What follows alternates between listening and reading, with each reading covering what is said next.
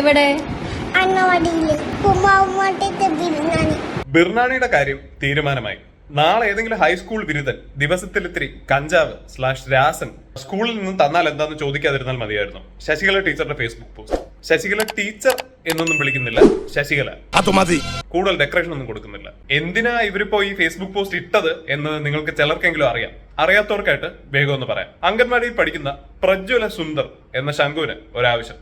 എന്താണ് ആവശ്യം? അംഗൻവാടിയിലെ ഉപ്മാവ് മാറ്റി ബിരിയാണി ആക്കണം. The video went viral and it even reached Veena George, the Minister for Health, Women and Child Welfare for the Government of Kerala. ശംഖുവിന്റെ ആവശ്യം പരിഗണിച്ചുകൊണ്ട് നമുക്ക് ഇതൊന്ന് പരിഷ്കരിക്കുന്നതിനെ കുറിച്ച് ആലോചിക്കാം. ശംഖുവിന്റെ ആവശ്യപ്രകാരം അന്ന് അംഗൻവാടികളിൽ എക്സിസ്റ്റ് ചെയ്തിരുന്ന ഫുഡ് മെനു ഒരു റിവ്യൂ ഉണ്ടാകും എന്ന് മിനിസ്റ്റർ തന്നെ പറഞ്ഞിരുന്നു. ഇഡ്ലി, ദോശ, ചമ്മന്തി, സാമ്പാർ.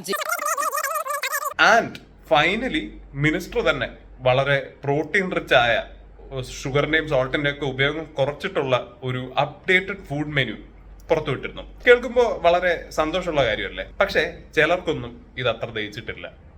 സർക്കാരിന്റെ പുതിയ തീരുമാനത്തെ ആ കുട്ടിയുടെ ആവശ്യത്തെയും പരിഹസിച്ചാണ് ശശികല ഫേസ്ബുക്ക് പോസ്റ്റ് ഇട്ട്. ഇവരിത് പറഞ്ഞതിൽ എനിക്ക് വലിയ അത്ഭുതമൊന്നുമില്ല. കാരണം ഒരു കുട്ടിയുടെ വളരെ ഇന്നസെന്റ് ആവശ്യത്തെ പോലും പരിഹാസത്തോടെ കാണാൻ ഇന്ന് കേരളത്തിൽ ശശികലയ്ക്ക് മാത്രമേ പറ്റൂ.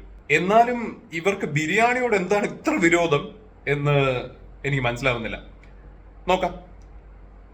എടാ ഒന്ന് പിടിച്ചത്.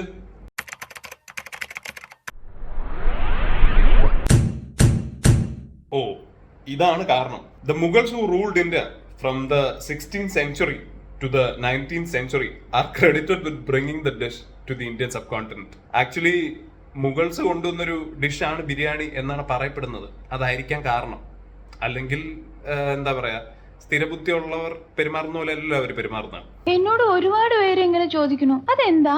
കാരണം എന്താണെന്ന് നമുക്ക് അറിയില്ല, അത് അവർ തന്നെ പറയേണ്ടി വരും. ആൻഡ് ഐ റിയലി തിങ്ക് ശശികലയുടെ പ്രശ്നം ഇവിടെ കുട്ടികൾക്ക് നല്ല ഭക്ഷണം കിട്ടുന്നു എന്നുള്ളതാണെന്ന് തോന്നുന്നു. ബിക്കോസ് യു പിയിലൊക്കെ പോലെ കുട്ടികൾക്ക് വെറും റോട്ടിയും ഉപ്പും ഒക്കെ കൊടുത്തിരുന്നെങ്കിൽ she wouldn't have a problem. Anyways, ഈ തീരുമാനത്തിന് കേരള സർക്കാരിന് ഒരു ബിഗ് സല്യൂട്ട്. Thank you.